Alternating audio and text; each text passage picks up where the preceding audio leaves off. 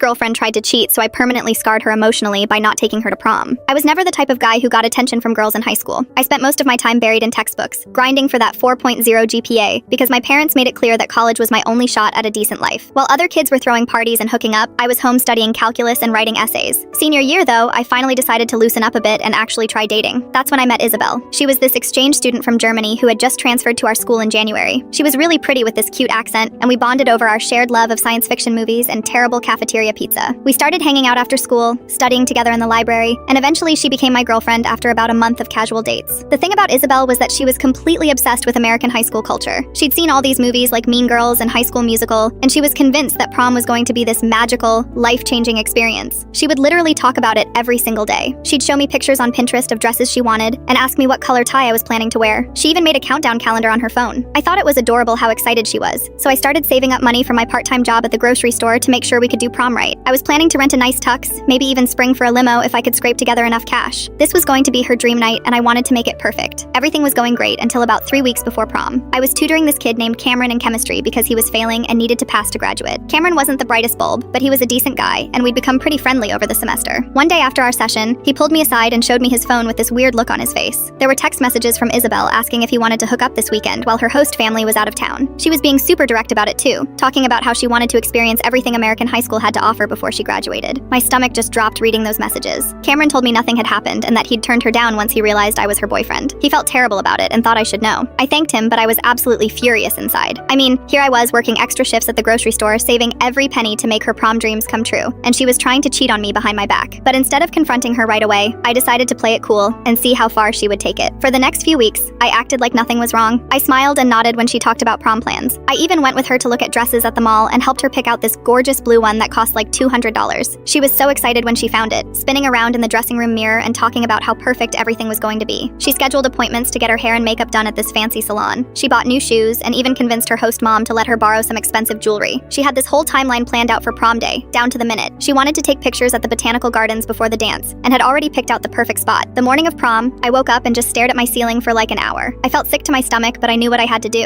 Around noon, while she was probably getting her hair done, I sent her a text message that said, "I know about you and Cameron trying to hook up. We're done. Don't contact me again." Then I immediately called my friend Jessica, who I'd known since middle school. Jessica was supposed to go with her boyfriend, but they'd broken up the week before, so she was planning to skip prom entirely. I explained the whole situation and asked if she wanted to go with me as friends. She was totally down for it because she'd already bought her dress and didn't want it to go to waste. My phone started blowing up with calls and texts from Isabel, but I ignored all of them. Jessica came over around 5, and we took some pictures in my backyard before heading to prom. We actually had an amazing time together. We danced to all the cheesy songs, ate way too much cake, and made fun of how seriously everyone was taking the whole thing.